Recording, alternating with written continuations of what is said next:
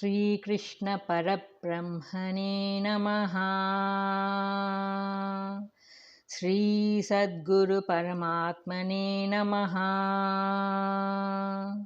సర్వమహర్షిభ్యో నమః. యజ్ఞములను ఆచరించుట వలన కలుగు సత్ఫలితమును, ఆచరించకపోవుట వలన కలుగు దుష్ఫలితమును వివరించుచున్నారు. 31. యజ్ఞశిష్టామృత భుజో యాంతి బ్రహ్మ సనాతనం, నాయం లోకోశ్చయజ్ఞస్య కుతోన్యః కురు సత్తమ. కురు వంశశ్రేష్ఠుడగు ఓ అర్జున, పైన తెలిపిన యజ్ఞములను ఆచరింపగా శేషించిన అమృత రూపమైన అన్నమును భుజించువారు శాశ్వత పరబ్రహ్మమును పొందుదురు. అట్టి యజ్ఞమును ఒక్కదానినైనను చేయని వానికి ఇహలోక సుఖము లేదు. అట్లయినా ఇంకా పరలోక సుఖము ఎక్కడిది? వ్యాఖ్య. ఇంతవరకు అనేక యజ్ఞములను పేర్కొని ఇప్పుడు వాని మహత్యమును భగవానుడు వర్ణించుచున్నారు. పైన తెలిపిన యజ్ఞములను అన్నిటిని కానీ, కొన్నిటిని కానీ, లేదా ఒక్కటైనా కానీ చేసి, లేదా ఏదైనా దైవ కార్యము కానీ, పరమార్థ సాధన కానీ చేసి ఆ పిదప భుజించునట్టి అన్నము అమృతముగా మారిపోవును. కనుకనే దానిని భుజించువారు యాంతి బ్రహ్మ సనాతనం, జనన మరణ రహితమగు శాశ్వత బ్రహ్మమును పొందుదురు అని వచింపబడినది. క్రిందటి శ్లోకమునందు యజ్ఞ క్షపిత కల్మషాహ, యజ్ఞముచే దైవకార్యముచే పాపము నశించును అని చెప్పబడినది. పాపక్షయముచే చిత్తము నిష్కల్మషమై అలరారును. శుద్ధ చిత్తమున అధిష్టానాత్మ దేదీప్యమానముగా ప్రకాశించును. అనగా చిత్తము ఆత్మయందు లయింప ఆత్మ మాత్రము శేషించును. అది ఏ సనాతన బ్రహ్మ పదవి. కనుకనే యజ్ఞశేషమును భుజించువారు పరబ్రహ్మమును పొందుదురు అని చెప్పుటకు కారణం. ఆహా, ఎట్టి అద్భుత ఫలితము! కార్యము యొక్క మహిమ ఫలితము యొక్క గొప్పతనముపై ఆధారపడి ఉండును. ఇచ్చట యజ్ఞమును కార్యము యొక్క ఫలితమో సాక్షాత్ బ్రహ్మమే. కావున యజ్ఞము యొక్క మహత్తు ఎట్టిదో ఊహించుకొనవచ్చును. ప్రపంచములో ఎంతయో శ్రమపడినచో ఒకంత ధనము, క్షేత్రము, యశస్సు లభించుచున్నది. కానీ అవి క్షణికములైనవి, అశాశ్వతములు, ఈ శరీరముతో పాటే నశించున్నవి. కానీ బ్రహ్మము సనాతనమైనది, అమర స్వరూపము, ప్రతివాని యొక్క గమ్యస్థానము, ఎట్టకేలకు అది అయిన ఉన్నది. అట్టిచో ఈ జన్మమందే దానిని ఏల సాధించరాదు? సాధించుటకు ఉపాయమును భగవానుడే ఇచ్చట తెలిపియున్నారు కదా. యజ్ఞమే దానికి ఉపాయము. అనగా భగవత్ కార్యము, ఆధ్యాత్మ సాధన, పరహిత వర్తనము ఈ యజ్ఞముల యొక్క స్వరూపము. వాని వివిధ రీతులన్నీయు ఇదివరకే చెప్పబడి ఉన్నవి. వానిని ఆచరించిన చాలును. అట్లు ఏదేని యజ్ఞము గాని సత్కార్యము గాని చేయకుండా అన్నము భుజించరాదు అను శపథము, దృఢవ్రతము తీసుకొనవలను. ఏలనినా ఈ నియమమే క్రమముగా ముక్తికి దారితీయును. అట్లు యజ్ఞము ఆచరింపక భుజించువాడు పాపమును భుజించినట్లే అగును అని ఇదివరకే భగవానుడు తెలిపియున్నారు. అట్టి వానికి ఇహము లేదు, పరము లేదు. చూచితిరా, యజ్ఞములు ఆచరింపని వానికి, దైవ కార్యమును చేయని వానికి కలుగు ఘోర పతనము, భయంకర దుష్ఫలితము. ఉత్తమమగు మానవ జన్మను పొందియు దైవ విచారణము చేయక నశ్వరములగు, అశాశ్వతములగు దృశ్య వస్తువులనే పట్టి వ్రేలాడువాడు ఎట్టి అవివేకి. కనుకనే భగవానుడు ఇచ్చట సత్కర్మ విముఖులకు ఈ ప్రకారముగా తీవ్రమగు హెచ్చరిక చేయుచున్నారు. ఓ జీవులారా, ఉత్తమ జన్మను పడిసియు సత్కార్యములను ఆచరింపక, పరమార్థ సాధన ఒకంతైనను చేయక ఉన్నచో మీకు ఇహలోక సుఖము కాని సుఖము దక్కదు, పరలోక సుఖము అంతకంటే దక్కదు. కాబట్టి భగవద్వాక్యములందు విశ్వాసముంచి ప్రతివారును ఈ యజ్ఞములను తప్పక ఆచరించవలయును. యజ్ఞశిష్టాసినః యజ్ఞమునందు శేషించిన అన్నమును భుజించువారు అని ఇచ్చట చెప్పబడినది కదా. మరి భగవానుడు తెలిపిన జ్ఞానము, ఇంద్రియ నిగ్రహము, తపస్సు, ప్రాణాయామము మున్నగు యజ్ఞములందు అన్నమనున్నది సంభవించదు కదా. కనుక ఈ పదమునకు ఇట్లు అర్థము చెప్పవచ్చును: యజ్ఞములు ఆచరించిన పిదప భుజింపబడు ఆహారము అమృత తుల్యమగునని, కానీ లేదా దానిని భుజించువారు పాపరహితులు అగుదురు.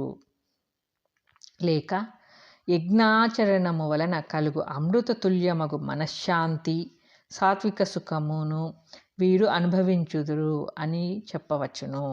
ప్రశ్న: బ్రహ్మము ఎట్టిది? ఉత్తరము: శాశ్వతమైనది, నాశరహితమైనది. ప్రశ్న: దీనిని ఎవరు పొందుదురు? ఉత్తరము: యజ్ఞములను, సత్కార్యములను ఆచరించి శేషించిన అన్నమును భుజించువారు. ప్రశ్న: యజ్ఞములను ఆచరింపని వారికి ఎట్టి దుర్గతి కలుగును? ఉత్తరము: వారికి ఇహలోక సుఖము కానీ పరలోక సుఖము కానీ లభించదు. ఇక యజ్ఞ సంబంధమగు చర్చను విరమించుచున్నారు. 32.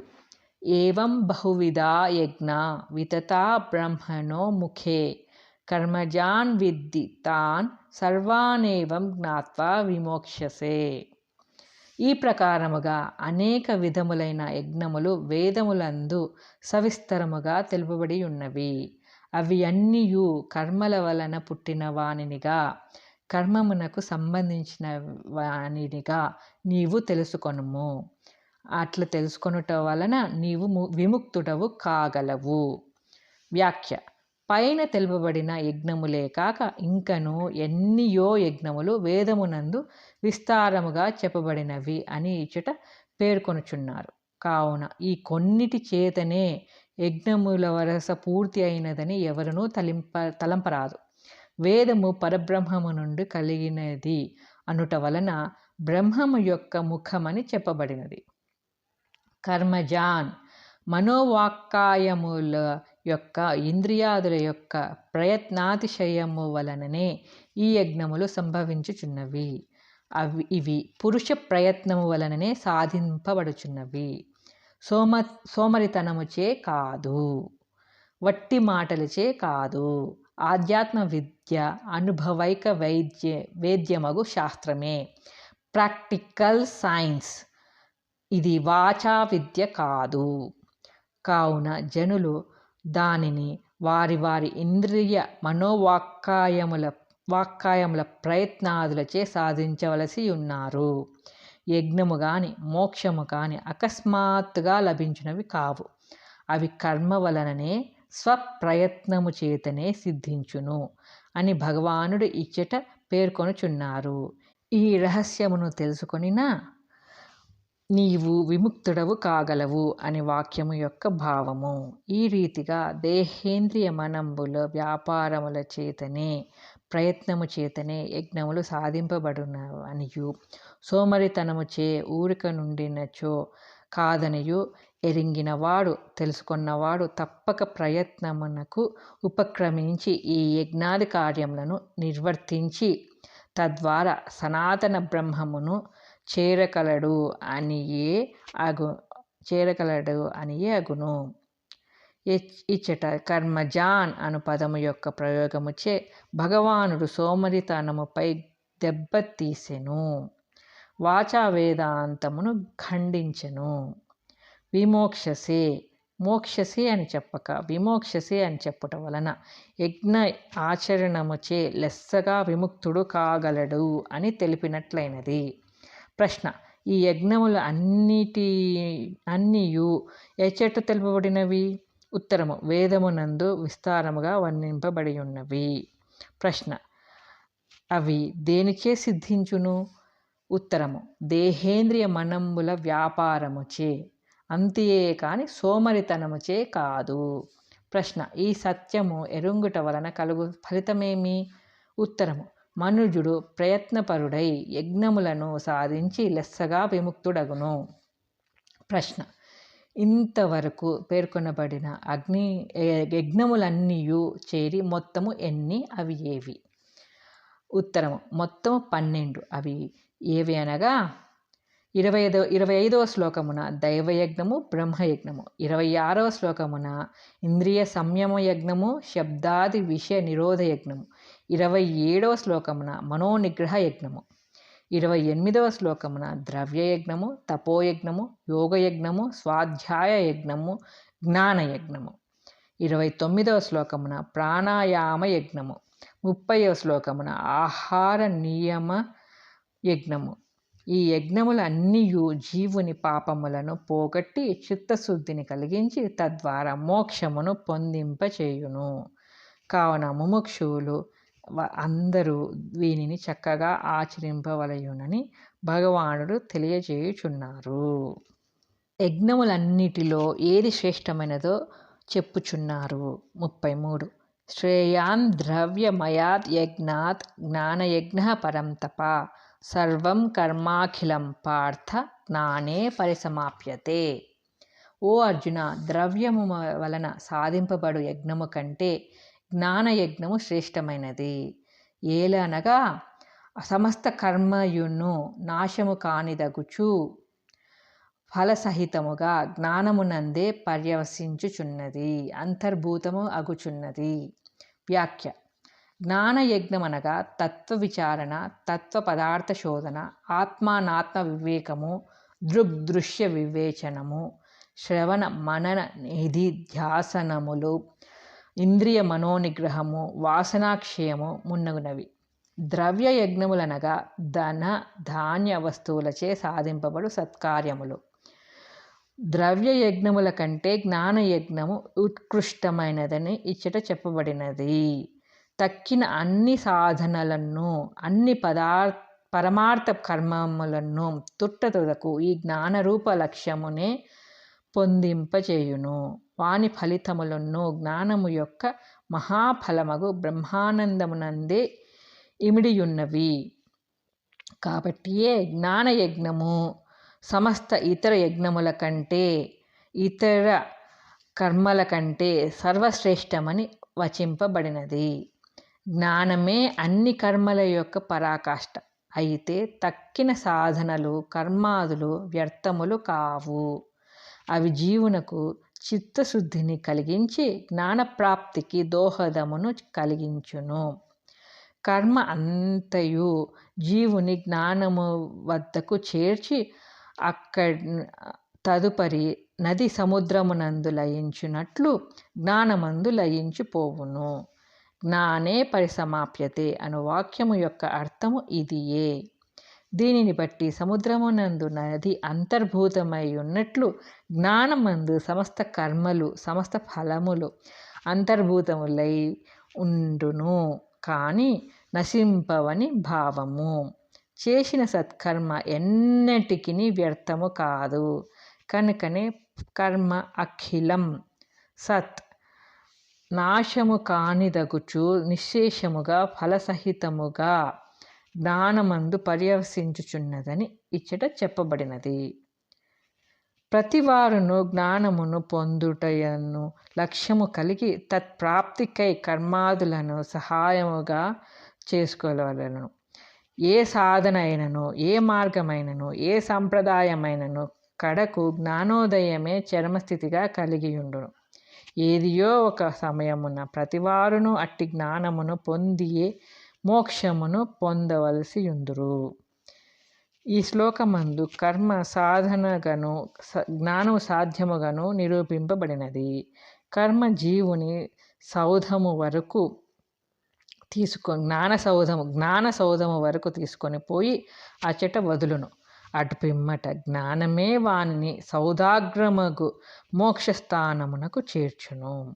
దీనిని బట్టి జ్ఞానమనున్నది అకస్మాత్తుగా లభించు వస్తువు కాదనియు, పరమార్థ కర్మలు చేయుచూ రాగా చిత్తశుద్ధి జనింప తదుపరి ఉదయించు స్థితి అనియు తేలుచున్నది.